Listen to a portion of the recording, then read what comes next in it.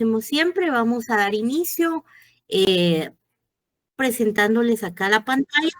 Agradecerles bastante, por favor, podamos estar atentos a la presentación de hoy. Vamos a ver un tema muy importante dentro de nuestro programa y al finalizar, pues como siempre lo hacemos, vamos a dar el espacio para preguntas y respuestas. Dicho esto, un paréntesis. Recuerdo que la sesión pasada había alguien que quería hablar conmigo. Yo, dada la premura que tenía otra cosa en agenda después, no me recordé, cerré la sesión y no hablé con esta persona. Entonces, si esta persona está conectada, por favor, hoy sí, vamos a tratar de terminar a buena hora para poder quedarnos ya platicando. Muchas gracias a todos. Vamos a iniciar entonces. Según esa se va mi cámara, es parte de la mecánica de mi computadora. Agradecerles si me pueden confirmar que ya ven la sesión. Sí, Linda. Sí, licenciada. Muy bien, muchas gracias. Gracias a todos. Bueno, vamos a iniciar. En la última clase, pues hablamos acerca de algunas instituciones importantes para lo que nosotros conocemos como sociedad. Hablamos de la familia, hablamos de algunas instituciones económico-políticas que también son importantes para tener una sociedad sana. En este momento vamos a entrar a hablar acerca de otro punto importante dentro de nuestro programa, denominado el control social. Recuérdense que cuando hablamos del control social, pues debemos entender primero el significado de estos dos componentes, tanto control como social, para poder adentrarnos y escudriñar un poco más acerca de ello. Entonces, como siempre lo hacemos, la Real Academia Española nos apoya con algunas definiciones y vamos a hablar acerca de la definición de control. Vamos a ir haciendo un poco más dinámica la clase, tal vez nos ayuda Madeline Soto a darle lectura a las 6 acepciones que le da la Real Academia Española a el término control, por favor. Muy bien, buenas noches. Buenas La noches. primera, comprobación, inspección, fiscalización, intervención. La número 2, dominio, mando, preponderancia. La número 3, oficina, despacho, dependencia, etcétera, donde se controla.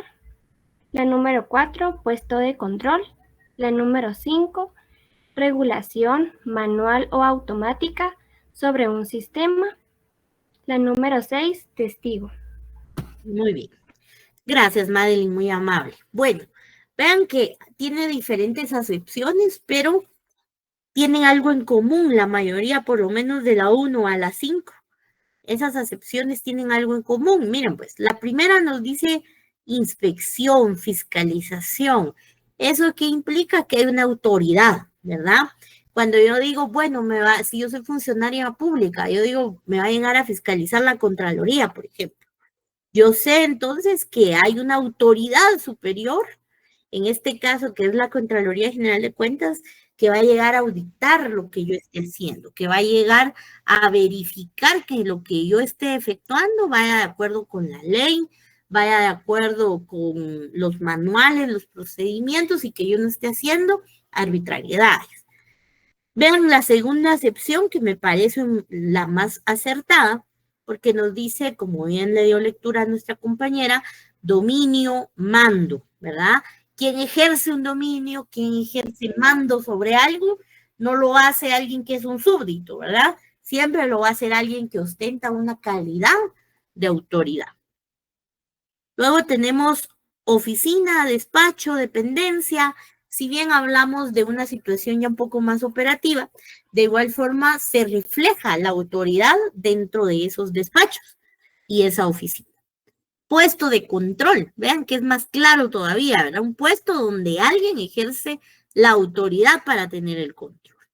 Entonces, quedémonos con la segunda acepción, que es la que aplica para la temática que vamos a analizar en este momento. Y es que hablar entonces de control es hablar acerca del dominio, del mando, de ejercer autoridad sobre un tema en particular. Avanzamos entonces en nuestras diapositivas y vamos a la segunda y nos apoyamos nuevamente en la Real Academia Española para ver algunos términos de sociedad. Ustedes ya en vastas ocasiones han hecho el ejercicio conmigo de entender qué es una sociedad, de conocer sus características. Entonces no vamos a hacer mucha situación en este tema, porque ya lo hemos estudiado. Pero quedémonos con la primera acepción que nos dice que la sociedad es un conjunto de personas, puede ser un conjunto de pueblos o de naciones que conviven bajo normas comunes. Vean lo que nos dice la segunda acepción. Nos habla acerca de una agrupación natural que está pactada de personas organizadas para cooperar en algún momento o en la consecución de determinados fines. ¿Qué quiere decir eso? Bueno, que esta agrupación pues tiene fines en común. También ya hemos visto que son características de las sociedades. Entonces, hablar de control social es hablar acerca de ese dominio, de esa autoridad que se puede ejercer sobre esta agrupación de personas que se reúnen en un mismo territorio bajo mismos intereses o necesidades y esto les hace tener fines en común, es decir, tener objetivos en común. Dicho esto, entonces, hablar del control social es hablar acerca de ese dominio, de ese, como bien lo dice esta segunda definición o acepción de control, de ese mando, de esa autoridad que se puede ejercer sobre ese grupo de personas. Claro está, como bien lo dice la segunda diapositiva, ese grupo de personas puede ser un conjunto de civiles dentro de un estado, puede ser un conjunto de pueblos, un conjunto de estados, ¿verdad?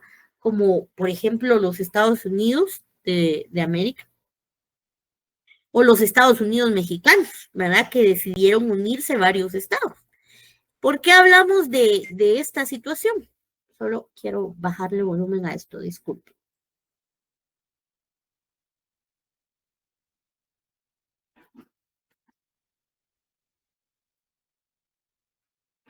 Listo, muy bien.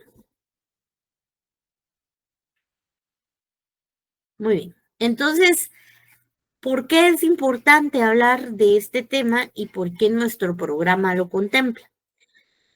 Bien, recordemos, y aquí van a ver un par de diapositivas que están repetidas. Esas ya las vimos cuando hablamos acerca de la sociedad. Quiero refrescarles algunos puntos importantes que se relacionan con el control social, con el dominio que se puede ejercer por una autoridad sobre ese grupo de personas. Recordemos que las sociedades, al ser grupos de individuos, comparten ciertas características. Comparten, por ejemplo, un territorio común. Comparten en algún punto una demografía en común, es decir, población en común.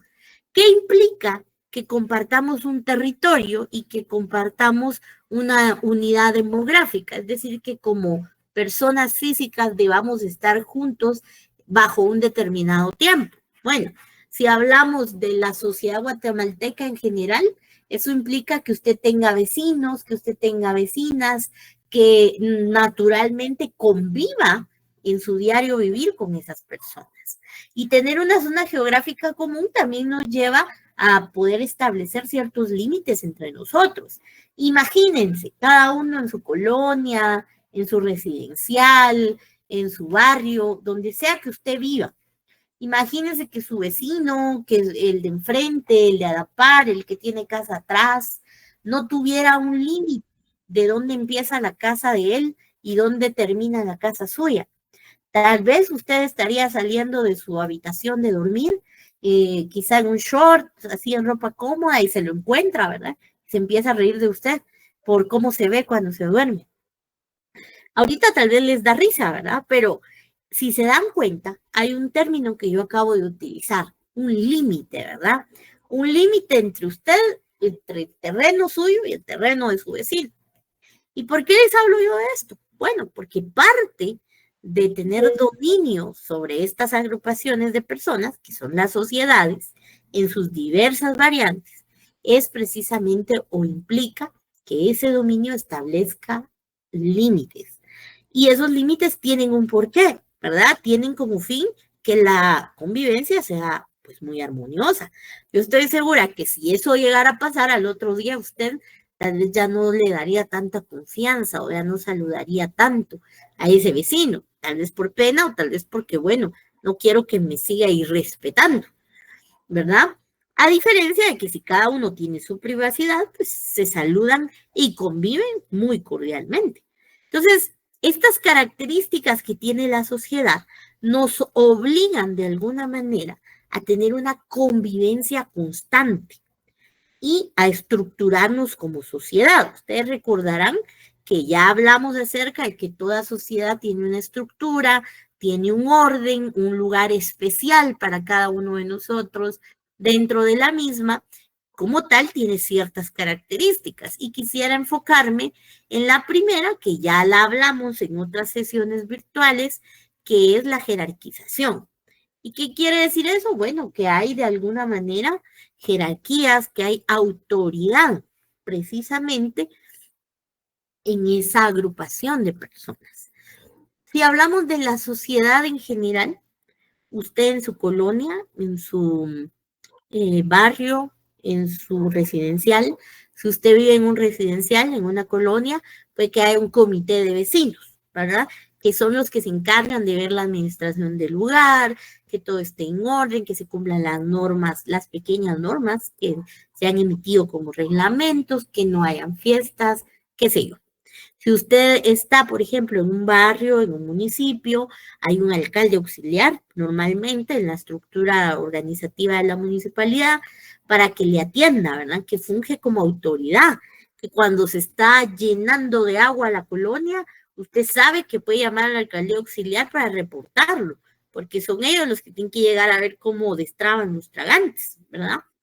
Entonces, o cómo evacúan personas, cómo coordinan la evacuación de personas. Todas esas situaciones pasan. Y entonces nos damos cuenta que el simple hecho de ser sociedad implica que haya jerarquía, que haya autoridad. Y si hay autoridad, en consecuencia, necesariamente tiene que existir lo que también conocemos como control, dominio. No podemos pedirle a una autoridad que solo llegue a sentarse y no haga nada. Es decir, el poder o la calidad de autoridad se realiza específicamente o se crea para que se pueda ejercer el poder. Y ejercer el poder necesariamente implica que ejerzamos control. Ahora bien, vamos a un siguiente tema que es importante, porque ya entendimos que el control social es precisamente esa incidencia, ese dominio que tiene en algún momento una autoridad sobre un grupo social, ¿sí? Ahora la pregunta es, ¿cómo el control social se materializa? Porque yo estoy segura que si alguien llega a su hogar y le dice, mire, tiene que salir a las 3 de la tarde, nos vamos a reunir en el salón comunal y ahí tenemos que elegir a una persona para cierta designación aquí en la colonia. Yo creo que muchos no iríamos, y me incluyo, que a nadie le gusta que le hablen dándole latigazos, ¿verdad? Todos dirían, ¿y esta persona qué se cree? ¿Quién es? A diferencia que le llegue una circular y le diga, mire, de conformidad con el reglamento de condominios, de conformidad con las prácticas que se han hecho en este barrio desde los años 1900, se le cita a tal reunión para que pueda acudir y elegir a su alcalde auxiliar. Ejemplo, que sabemos que los alcaldes auxiliares son designados por la MONI, pero en algunas comunidades lo que existen son alcaldías comunitarias, ¿verdad? Que esas sí son electas normalmente por los habitantes del lugar, ¿verdad? Entonces, no es lo mismo que se lo digan así de bonito, es decir, que haya una herramienta, como son las normas jurídicas, para fundamentar esas leyes, para fundamentar esas acciones, a que usted en algún punto reciba esa convocatoria tan tosca que yo les hacía ver hace un momento, ¿verdad? Entonces, ¿por qué les digo yo esto? Porque el control social en nuestra actualidad, pues se materializa como norma, a través de la norma. Y la pregunta entonces en general es, ¿será que la norma solo puede ser legal? ¿Solo puede ser jurídica? Esa es la pregunta, ¿verdad? Pero vamos a responderla aquí mismo. Aquí tenemos un concepto de norma y voy a pedirle favor a algunos de ustedes que nos puedan ayudar con la lectura. Va acá conectado a Melvin Canté. Melvin, ¿nos podría apoyar con la lectura de normas, por favor, del concepto de normas? Claro que sí, licenciada. El control social como norma, regulación vinculante. Normas, conjunto de reglas que regulan el comportamiento de las personas con el propósito de asegurar la convivencia social en un tiempo y lugar determinado. Muchas gracias, Melvin. Muy bien. Vean entonces, cuando hablamos de que el control social se ejerce a través de la norma, vamos a hacer referencia no solo a las leyes. Fíjense que erróneamente las personas al escuchar el término norma dicen, ahí viene una ley. Y no necesariamente. Fíjense que la ley o la norma jurídica es solo una variante de todas las normas que existen a nivel social. Bien lo dice nuestro concepto, ¿verdad? Las normas van a ser conjunto de reglas, reglas en general. Ya vamos a ver los tipos de reglas que hay. Pero miren que esto es más importante aún. Nos dice que estas reglas regulan el comportamiento de las personas. No dice que los manipula, no dice que los obliga a hacer situaciones incorrectas, solo dice que va a regular el comportamiento de las personas. ¿Qué quiere decir eso? Que va a colocar parámetros dentro de los cuales el ser humano puede comportarse, puede desarrollar una conducta y naturalmente esa conducta es aceptable por la sociedad. Vea cuál es el propósito, con el propósito de asegurar la convivencia social en tiempo y en un lugar determinado. Recordemos lo que hablamos hace un momento, ¿verdad? La sociedad, por el simple hecho de sus propias características, nos conlleva a tener dos acciones importantes, a tener convivencia y a tener un tiempo y un lugar determinado para convivir, ¿verdad? Entonces, ¿qué se busca? Que esa convivencia sea segura, que esa convivencia no sea sujeta de peleas, no sea sujeta de cuestiones que de alguna forma haga que se lastime al otro ser humano con el que estamos conviviendo. Si quisiéramos ir más allá, y si leemos el preámbulo de nuestra Constitución y sus primeros artículos, del 1 al 3, vemos que el propio Estado guatemalteco, a través de su norma suprema, conocida como Constitución, consagra y protege un valor sumamente importante, que es el bienestar común. Es decir, que todos podamos estar bien, plenamente desarrollados, plenamente efectivos en nuestros derechos y naturalmente en nuestras obligaciones, ¿verdad? Entonces, hablar acerca de normas es hablar acerca de esas reglas que nos van a dar los parámetros para poder tener un comportamiento adecuado dentro de una sociedad y naturalmente poder asegurar una convivencia social armoniosa, ¿verdad? Es decir, sin hacernos daño. Y naturalmente, en nada tiene que ver con manipular personas. ¿Por qué les hago yo esta diferenciación? Porque hemos ido detectando, y lo hablábamos con otros colegas docentes, que a veces el término control social para muchas personas es fuerte, ¿verdad?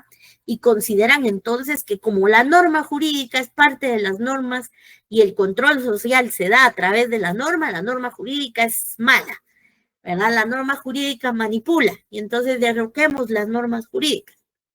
Fíjense ustedes que lamentablemente, como todo en este mundo, el control social no se escapa de ser desnaturalizado. Si ustedes se dan cuenta, el ejercicio del uso de la norma como parte de esas herramientas para mantener el control social, es decir, ese orden en la sociedad, con el tiempo se ha ido desnaturalizando. Es decir, que el espíritu de haber creado la norma como esa herramienta para que el control social fuera efectivo, pues haya sido ese en su momento, no menoscaba que otros grupos hayan aprovechado la existencia de normas jurídicas, de normas morales, de normas religiosas, de convencionalismos jurídicos, para impregnar mecanismos de manipulación sobre las mismas. Hemos visto normas que en algún momento y después de muchos procesos legales terminan siendo declaradas inconstitucionales, porque personas con malas intenciones han logrado impregnarse en los sistemas de creación de normas para poder crear, valga la redundancia, leyes o iniciativas que no velan por el bien común. Entonces, si nos damos cuenta, los parámetros que establece la norma son única y exclusivamente para poder tener una convivencia armoniosa. Cuando esa convivencia, cuando ese fin no es alcanzado por la norma en cualquiera de sus modalidades, o cuando se vulnera ese fin, naturalmente estamos frente a algo que se ha desnaturalizado. Pero como todo en esta sociedad, la norma pues no se exime de correr ese riesgo. Ahora bien, recordemos pues, y yo les ponía un ejemplo a sus compañeros, ¿cuántos de ustedes han tenido la oportunidad, ya sea de montar un caballo o de ver cómo los jinetes montan un caballo? ¿Alguien que quiera participar? ¿Alguien que haya visto cómo alguien monta un caballo o lo va jineteando en una película o en algo? ¿Nadie ha visto nada de eso?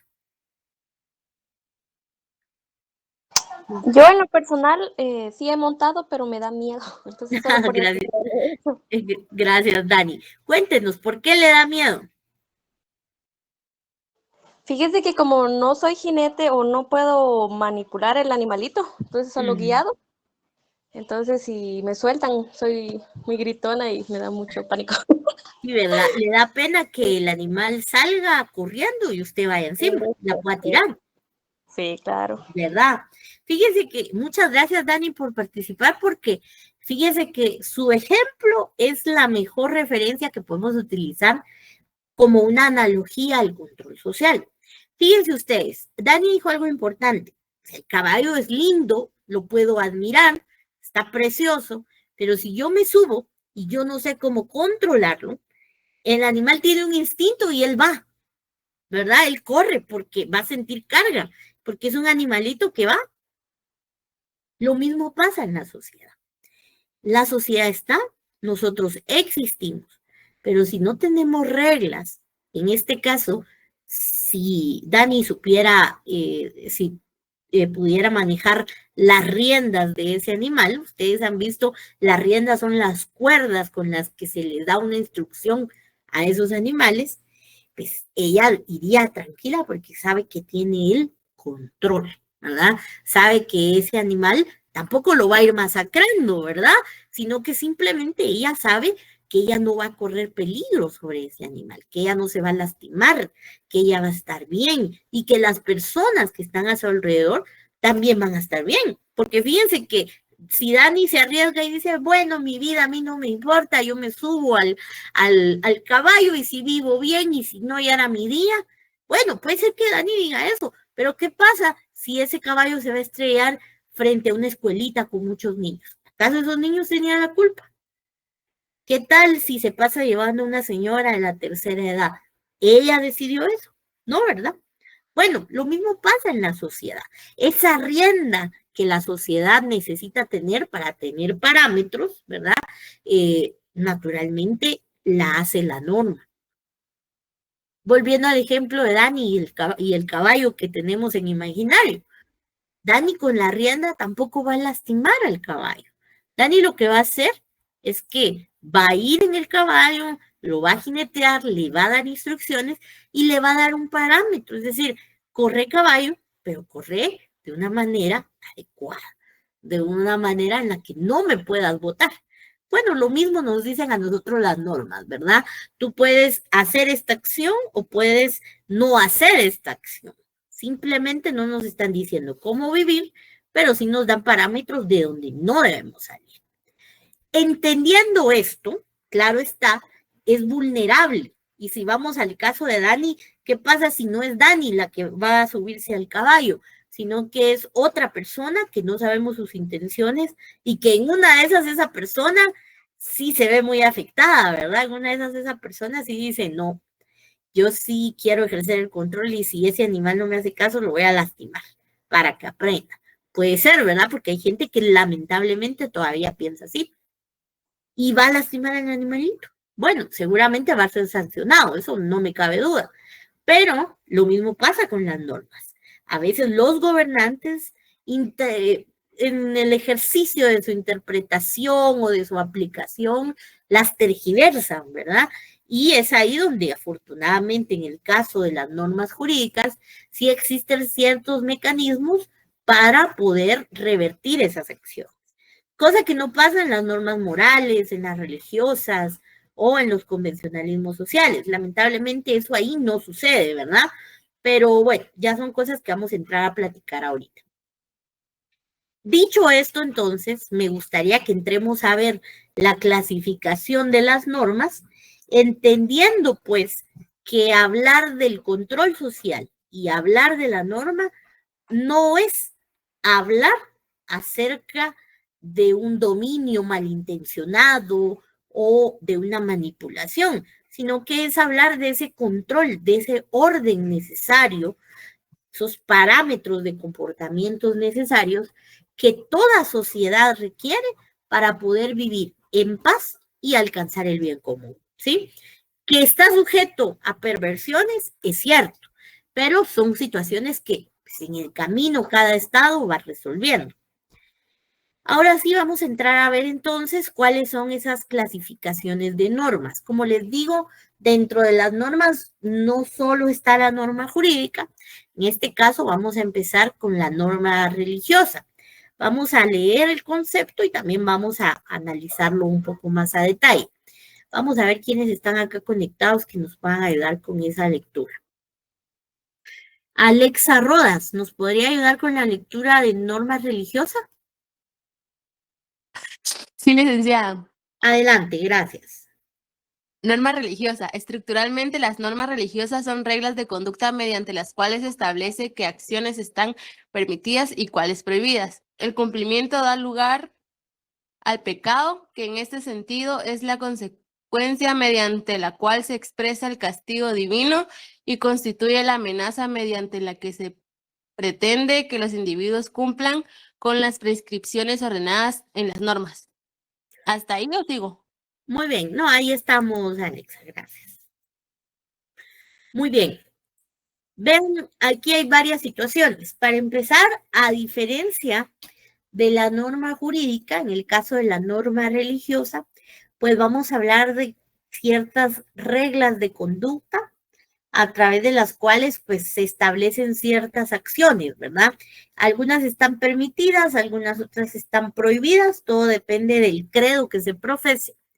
Pero vean que acá es un tema muy unilateral, ¿verdad? Porque a diferencia de lo que cuentan en los tiempos antiguos, aquí nadie nos exige a nosotros, por ejemplo, cumplir con estas normas religiosas. Es decir, sí los pueden exhortar a que las cumplan. Si usted va a misa, por ejemplo, va a estar alguien que preside esa misa y la va a exhortar o le va a exhortar a usted a cumplir con ciertos parámetros que le requiere ese credo, ¿verdad?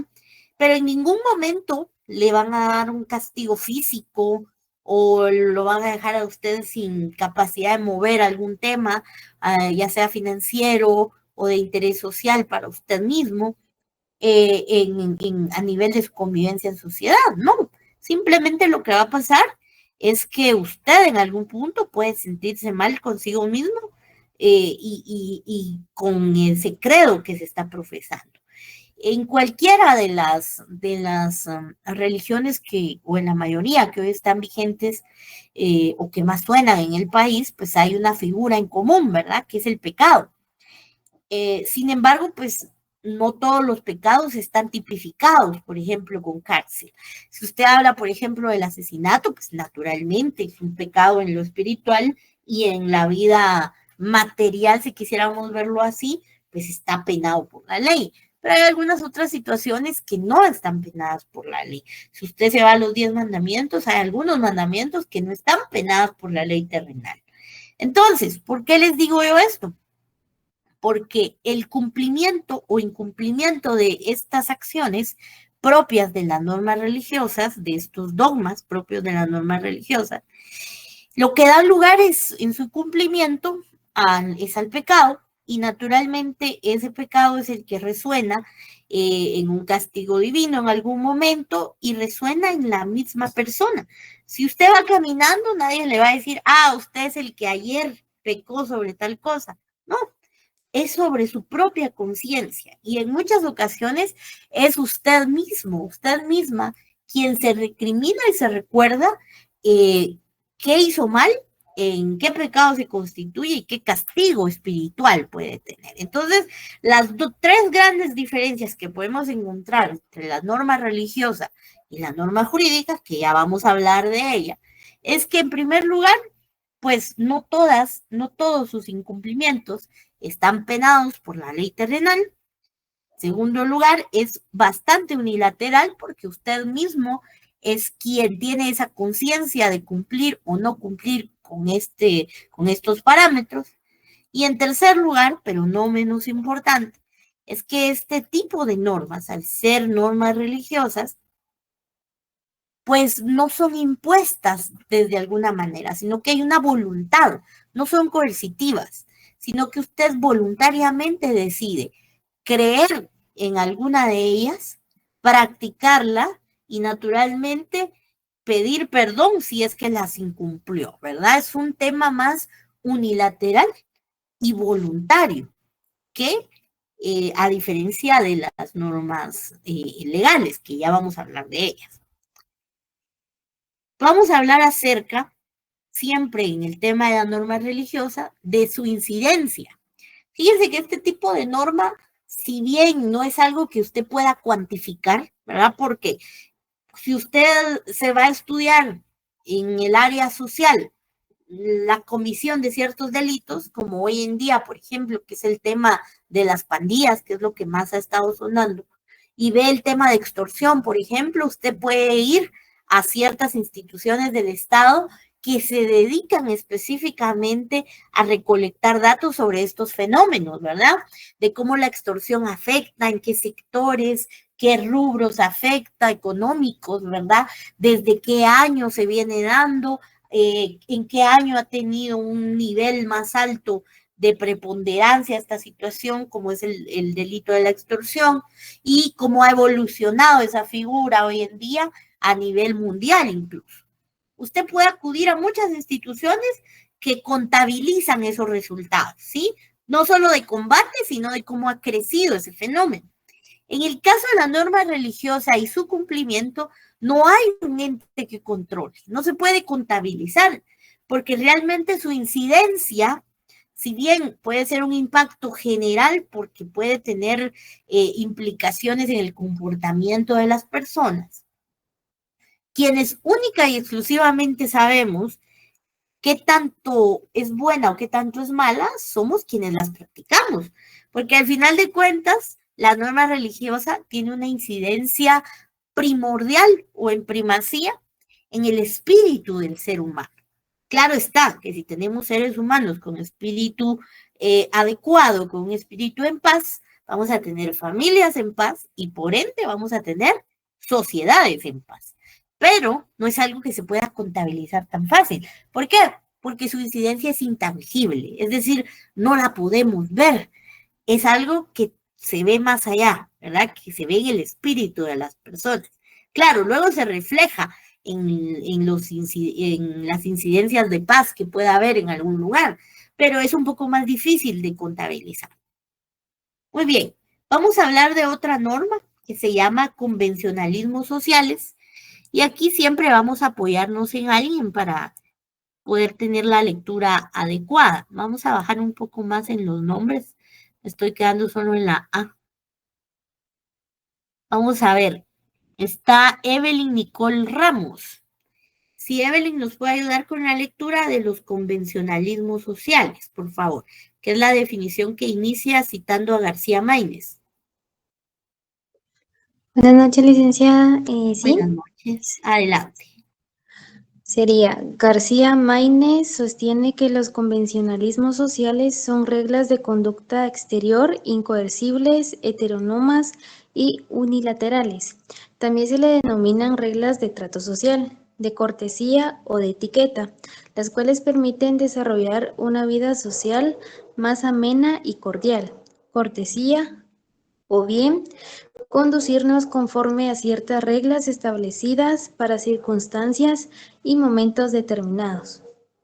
Muy bien, muchas gracias, mi distinguida, por el apoyo en la lectura. Muy bien, aquí empieza esta definición hablando acerca de algunos términos que utiliza el doctor en Derecho García Maínez, que no está de más decirlo, nos ha ilustrado en varias obras y situaciones respecto a fundamentos básicos de derecho.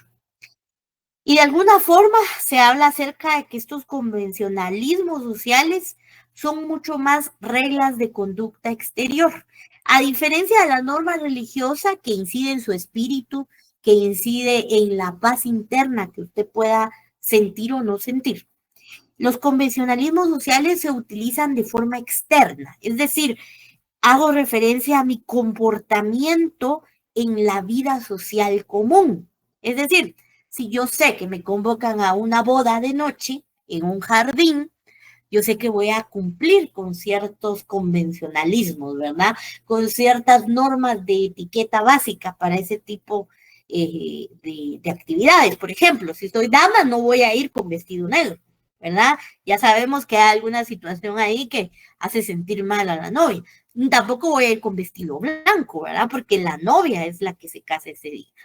Entonces, ese tipo de reglas de conducta exterior, de cómo los demás se sienten con mi presencia, de cómo los demás reciben mi comportamiento, es a lo que llamamos convencionalismos sociales.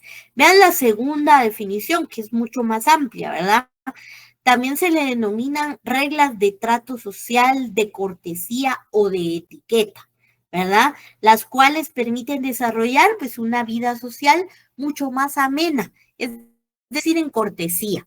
Si se dan cuenta, este tipo de normas son sumamente externas, porque lo que buscan es que usted en un determinado momento y grupo social pueda tener una convivencia de cortesía, ¿verdad? Una convivencia en la cual pues haya tranquilidad, una convivencia en la cual usted esté a la altura, es decir, no desencaje de esa forma de trabajar, de esa forma de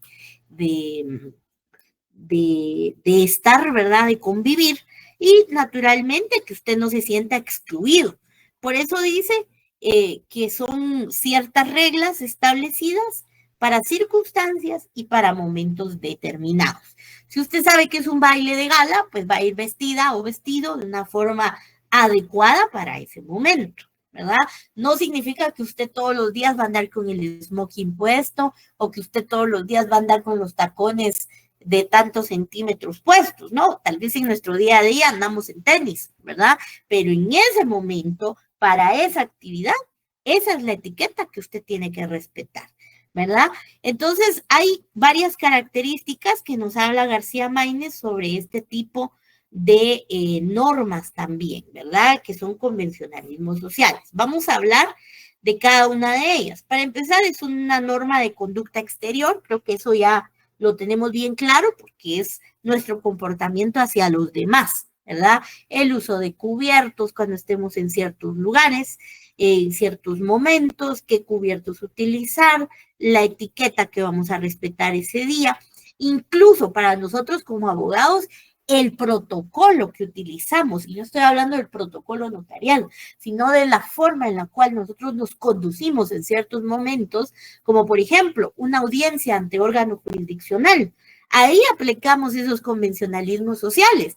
Fíjense que obviamente todo ese tipo de situaciones se adquieren en la práctica, pero también devienen de leer nuestras leyes. Nuestras leyes nos hablan y nos explican acerca de cómo es el protocolo, por ejemplo, en una audiencia, ¿verdad? Si usted va y busca en su código de trabajo, por ejemplo, le explica y le desarrolla las etapas de una audiencia en el tema de juicio oral. Y así sucesivamente, ¿verdad? Dependiendo de qué tipo de juicio usted vaya a evacuar.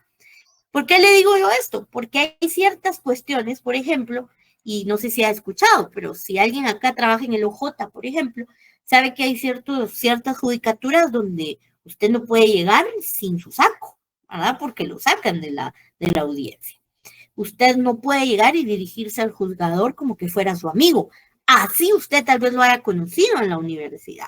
Hay cierto protocolo que usted debe respetar y cierto protocolo del juzgado hacia usted también. Entonces, esos convencionalismos sociales, usted no va a andar todos los días pidiéndole a su familia, a su mamá, a su hermana, dígame licenciado, dígame licenciada, no, ¿verdad? Pero afuera usted sí lo aplica, ¿verdad? Usted lo hace con sus colegas, así sea su mejor amigo en la universidad, usted le dice licenciado, porque no sabe si a la par hay un cliente que después lo va a irrespetar si usted lo irrespeta también. Entonces, la segunda característica es que son incoercibles. ¿Qué quiere decir eso? Que nadie las impone. Es decir, usted decide, en el caso, por ejemplo, de todo convencionalismo social común, usted decide si quiere decir buenos días, usted decide si quiere cumplir la etiqueta, ¿verdad? De ese evento, de esa fiesta de gala, o quiere llegar en tenis, pero ya sabe que todos lo van a criticar. Es decir, aunque no son impuestas de una manera clara, su propia conciencia o su propia necesidad en algún momento de estar en convivencia armónica, pues le va a sugerir que mejor cumpla ese tipo de situaciones. Hace un tiempo pasó también en unos premios de esos que se dan a nivel internacional, un artista muy conocido que saca muy buenas películas de comedia, llegó a un evento de esos de gala en short, con un sudadero, la verdad es que muy cómodo, ¿verdad? Pero no era la etiqueta en ese momento, fue tendencia mucho tiempo, ¿verdad?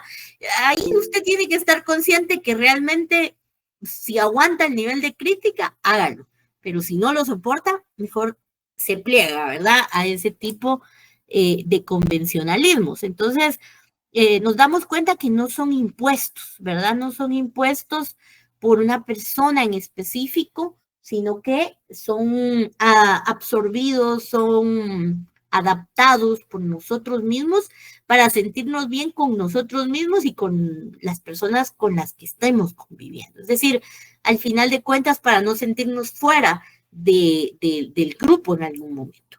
Emilia está levantando la mano. Dígame, Emilia.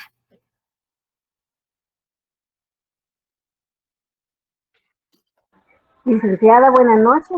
¿Cómo está? Buenas noches. Bien, gracias. Estaba nada más para fortalecer un poquito el contenido de las reglas o incoercibles, ¿verdad? En mi caso no tendría, digamos que yo soy Maya Cachiquer y yo he estado en diferentes eventos y también en actividades, ¿verdad? Ya sea aquí nacional o internacional. Pero yo siempre siempre con mi vestuario, con lo que yo me identifico, ¿verdad? Con mi indumentaria maya. Entonces, en ese sentido, en ningún momento yo me he sentido mal, ¿verdad? Sino simplemente es la identidad de uno, ¿verdad? Claro. Es nada más. Claro. Ajá. Sí, aquí entra otro tema importante y qué bueno que lo toca Emilia, y es también, además de la identidad que usted tiene, es la libre autodeterminación de los pueblos indígenas, ¿verdad? Que incluso a nivel internacional está regulado. Hoy en día, por ejemplo, aún en eventos de bodas, mujeres que se casan deciden casarse con su indumentaria. funcionarias públicas, ¿verdad? En cualquier tipo de actividad también así lo hacen. Entonces, ese es un tema importante. ¿Por qué? Porque de alguna manera usted, pues además de que se siente orgullosa de quién es y de su ascendencia, también conoce las leyes a nivel guatemalteco que por un control de convencionalidad se han ido adaptando a los convenios y tratados internacionales que coadyuvan a la autodeterminación de los pueblos indígenas, ¿verdad? Ese es un factor clave importante para este tipo de situaciones.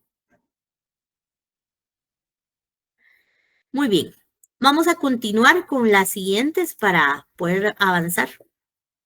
Bueno, estábamos en la siguiente característica y es que son heterónomas y unilaterales. Ya hemos dicho que unilaterales es porque usted decide, ¿verdad? Usted decide si lo hace o no lo hace. Nadie lo obliga, nadie lo está supervisando, ¿verdad? De que, mire, quíteselo, póngaselo. No hay una intendencia estatal que verifique el cumplimiento de convencionalismos sociales. Y hablamos de que son heterónomas porque al final de cuentas hay una autoridad social, más que administrativa, es una autoridad social que en muchas ocasiones nos obliga a cumplirlas. Es decir, si yo entro a un lugar en donde hay muchas personas con las que yo realmente no he tenido un trato cordial, pero de todos modos les digo buenos días y les doy la mano, yo sé bien que es un trato por cortesía, ¿verdad? Hay personas que dicen, mira, yo los saludé por cortesía. ¿Por qué? Porque nos interesa estar bien socialmente, estar en paz. Y naturalmente esa es la autoridad social, ¿verdad? Aunque no hay una autoridad administrativa que nos obligue a hacerlas, la autoridad a cumplirlas, la autoridad social, el hecho de estar bien en sociedad, nos obliga a cumplir con estos convencionalismos. Muy bien, vamos con las últimas dos normas y con estas terminamos. La primera es la norma jurídica. Miren, no vamos a ahondar tanto en esto porque realmente ustedes ya tuvieron 2 cursos el año pasado para analizar doctrinaria y jurídicamente a las normas legales. Pero vamos a leer esta pequeña definición. Y es que se definen como reglas de conductas, ven las características que son totalmente opuestas a las pasadas. Son reglas de conducta bilaterales. ¿Qué quiere decir eso? Vean que la definición nos dice bilaterales o imperoatributivas. Es decir, que hay 2 vías, ¿verdad? Que hay un sujeto que debe cumplirlas, en este caso un ciudadano que forma parte de una sociedad, y debe haber alguien que las haga cumplir.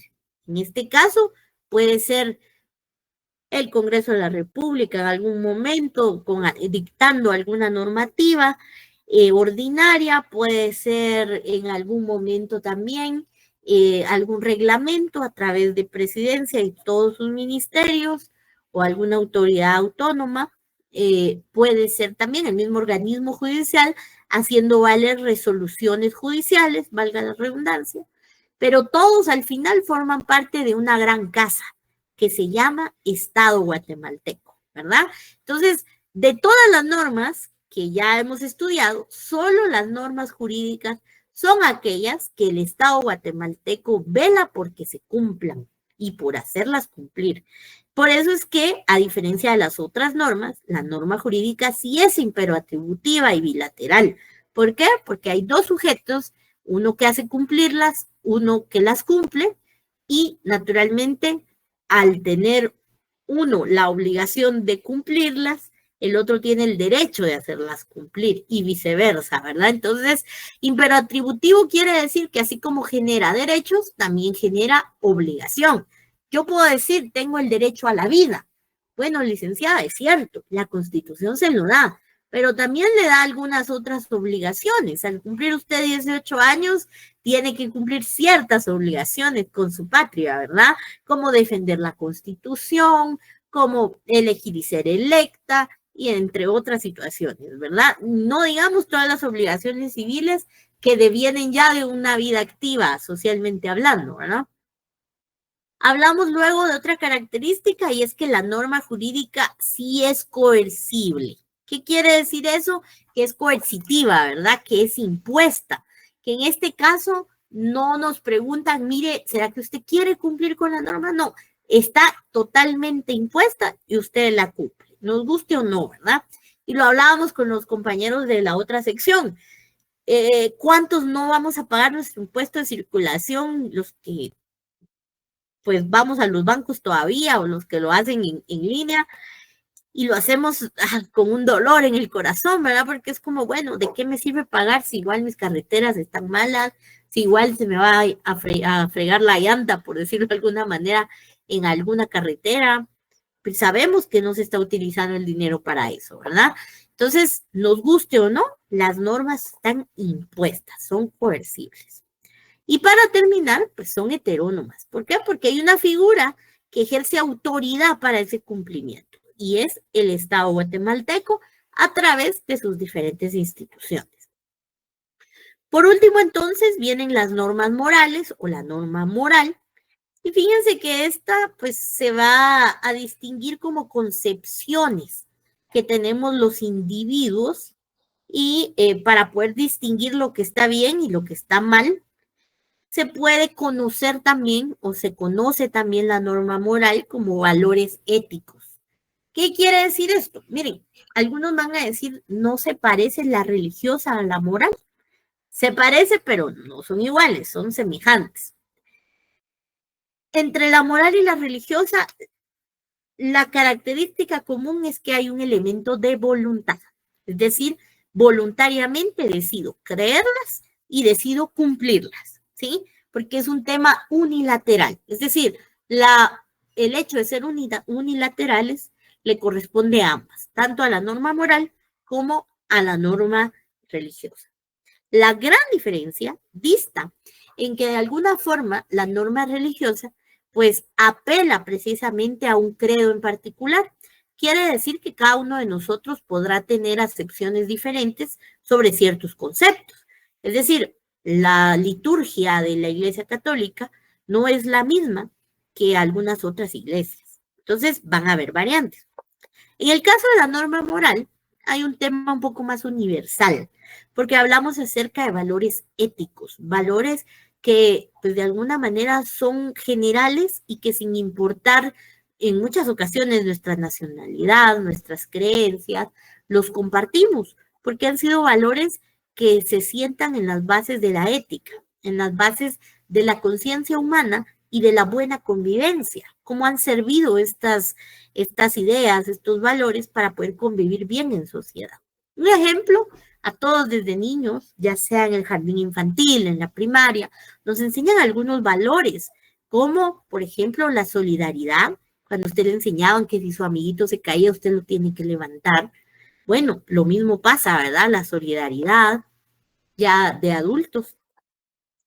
También hay algunos otros valores, como por ejemplo la convivencia en paz, la participación ciudadana. Esos son valores propios de la ética en general. Y si quisiéramos ir un poco más allá, pues, ¿por qué no vemos la ética profesional? Nosotros como abogados tenemos un código de ética que debemos respetar. Así, todos los profesionales tienen un mismo código de ética que nos da ideas pétreas sobre ciertos conceptos y que para nosotros son esa guía para tomar decisiones dentro de los parámetros éticos. Claro está, en el caso de la ética profesional, pues sí hay sistemas sancionatorios de la misma.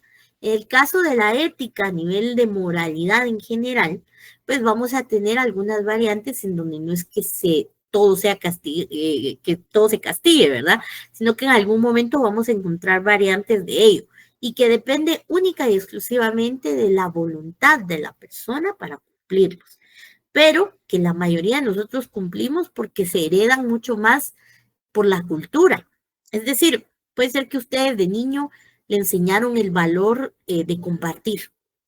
Y entonces usted sabe desde que era niño que en las épocas, no sé, de fin de año, Navidad, usted sale, hace alguna actividad bonita, comparte con los niños, comparte con personas necesitadas. La verdad que es un tema muy bonito. y que a usted lo llena porque le recuerda que ese concepto se le enseñaron sus padres o sus abuelos o sus bisabuelos y que ha sido una tradición familiar y usted también lo hace. Y sabe que es bonito no solo porque lo llena a usted, sino también porque hace un bien colectivo, porque le ayuda a tener una buena convivencia. Tal vez esa actividad la hace en su colonia, la hace en su trabajo y entonces después queda un buen ambiente, ¿verdad?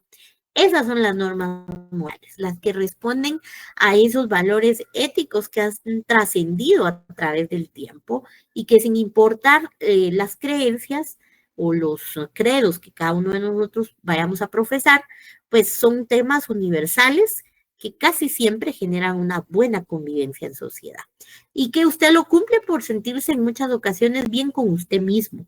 No hay un tema de ser unilateral, ¿verdad? Bueno, y entonces nos quedamos hasta acá por temas de tiempo. Ya analizamos las 4 normas que se derivan de esta temática y cómo inciden en la vida del ser humano y naturalmente cómo inciden en el comportamiento del mismo. Para la siguiente clase vamos a empezar a hablar acerca de los roles y de cómo la sociedad designa roles, en específico el rol del abogado en la sociedad guatemalteca. Pero bueno, eso lo estaremos viendo en la próxima clase para que por favor tomen nota el próximo día miércoles. Recordemos que ustedes arrancan con parciales en la semana del 13 de octubre en adelante. Entonces todavía tenemos la otra semana, tenemos la clase del miércoles 8 y del viernes 10 para terminar de pulirnos bien con datos, con temas y ir resolviendo cualquier duda. Vamos a ver algunas preguntas. Antes de eso, una información general con la tarea. Quiero terminar el tema del día miércoles para podérselas dejar, porque se relaciona con ese tema. Traté de correr con la otra sección y con ustedes, pero terminaríamos ya muy tarde. Entonces, el próximo miércoles yo esperaría que ya hayamos tocado ese tema y de una vez que hagamos la tarea. La vamos a entregar no el día del examen, para que no corran, va a ser una semana después. Entonces, por favor, para que estén tranquilos. Preguntas en este momento, vi unas manos levantadas, ahorita voy a abrir la fila, vamos a ver quiénes están. Emilia, la veo con la mano levantada, ya no veo a más personas. Yo creo que me confundí, licenciada, gracias. Ah, vaya, muy bien, muy bien. Reina, adelante. Buenas noches, licenciada. Licenciada, soy la del examen. Ah, vaya, hoy sí me espera, oye. Sí, claro, gracias. Gracias, mi amable. Muy bien, estamos entonces, no habiendo más dudas, les agradezco mucho su tiempo. Será un gusto saludarlos el próximo día miércoles. Buenas noches. Gracias, Alita. Buenas noches.